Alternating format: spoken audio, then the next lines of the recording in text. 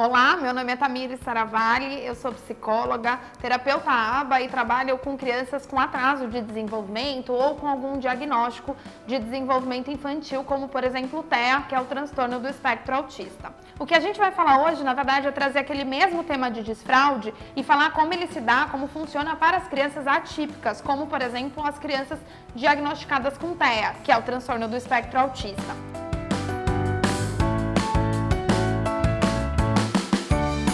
Que isso funciona?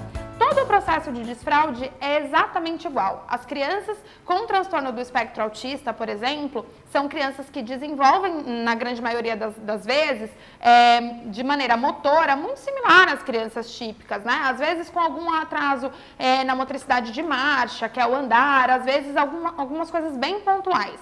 Mas de tônus muscular, né? Sentar, engatinhar, por mais que às vezes haja um atraso, para que essa criança de fato realize o processo de sentar, de sustentar o pescoço, de engatinhar ou de andar, muitas das vezes, falando por exemplo do espectro autista, nos casos mais leves, moderados, e inclusive em alguns severos, esse desenvolvimento se dá de maneira muito natural. O que se muda, na verdade, é o encadeamento, né? Quando a gente fala de encadeamento, o que é isso? Muitas vezes as crianças não têm linguagem, então, em muitos casos de crianças com TEA, elas não conseguem se comunicar verbalmente, ou seja, eu não consigo dizer para você, olha mãe, eu quero ir ao banheiro, mas como eu disse lá atrás, a linguagem é muito mais do que de fato a fala. Eu consigo me comunicar de várias outras formas. E falando das crianças que não são neurotípicas, né? No caso, por exemplo, de TEA, se usam formas alternativas de comunicação e essa criança consegue demonstrar o que ela precisa fazer de outras formas. O que é importante a gente pensar? Falando principalmente de TEA, a gente precisa treinar essas crianças para que elas entendam que elas vão ao banheiro ou que elas façam as suas necessidades, né? O xixi e o cocô no vaso sanitário. E isso se dá por treino. Então, a gente treina essa criança a ir ao banheiro todas as vezes em que ela de fato precisa fazer xixi ou fazer cocô. O que é importante, né? Quando a gente fala de TEA, a gente usa muito rotina visual e é mostrar para essa criança, olha, primeiro você vai ao banheiro, quando sentir a dor na barriga, você vai até o banheiro. Quando chegar no banheiro, você vai abaixar as calças, abaixar os shorts. Depois você vai subir até o vaso. Depois você vai fazer suas necessidades, descer do vaso. Então, isso que é muito sutil e aprendido meio que automaticamente para as crianças típicas, muitas vezes precisa ser explicado e, de fato, encadeado para essas crianças que não são neurotípicas, tá? Mas isso é muito possível. A gente tem muitas crianças com atraso de desenvolvimento, muitas crianças diagnosticadas com TEA que usam o banheiro tranquilamente. É um pouco mais custoso em alguns dos casos, algumas vezes, mas é super possível e super natural, né? O que é muito importante é a gente utilizar também aqueles mesmos produtos que a gente falou, que são os redutores de assento, que são os degraus de elevação, para trazer segurança para essa criança, mas o mais importante é treinar. Então, uma dica que eu dou, que eu geralmente recebo lá das terapeutas ocupacionais nas clínicas onde eu trabalho, vamos levar essa criança em tempos muito similares. Por exemplo, de 1 em 1 hora eu levo essa criança até o vaso. Então, eu vou treinar essa criança a ir até o vaso, de 1 em 1 hora, por exemplo.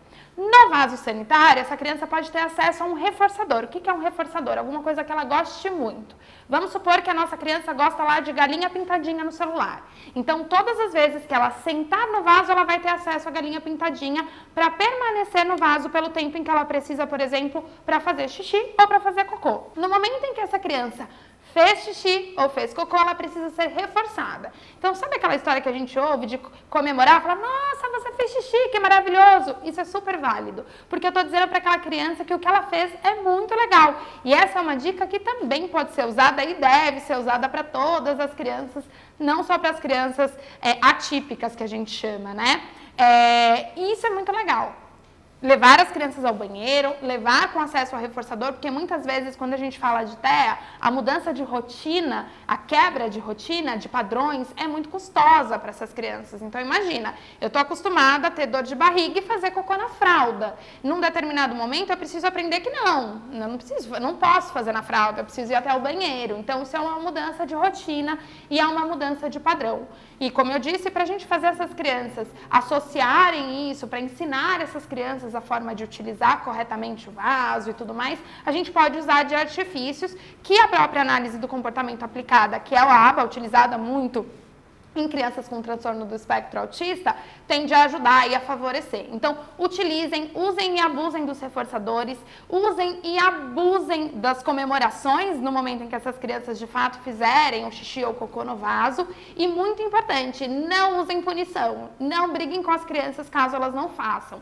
Vamos lembrar que aquele momento é um momento muito novo, é muito diferente para essa criança. Então, eu não posso punir, eu não posso mostrar que aquilo lá é chato, é ruim, porque de fato isso pode, além de causar trauma para a ida até o banheiro, fazer com que essa criança retenha as fezes, retenha a urina. E isso lá na frente pode causar uma questão biológica mesmo muito severa para essas crianças. Existem crianças que no momento do desfraude, por não ter sido muito tranquilo, né, toda essa transição, acabam desenvolvendo problemas gastrointestinais bastante graves. Então, é bem importante pensar em tornar esse momento muito leve. Então, comemorar, usar reforço, e isso é muito usado e muito benéfico para as crianças.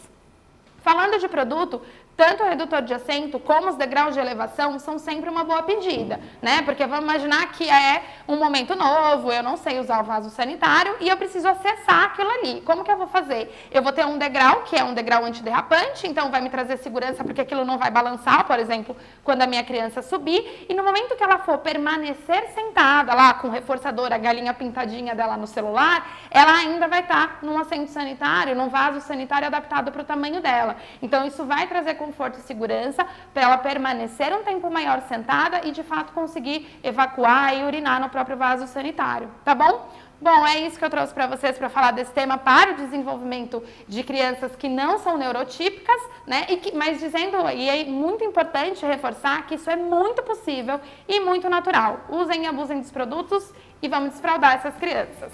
Esse foi o tema de hoje e a gente se vê nos próximos episódios. Até lá. Tchau, tchau.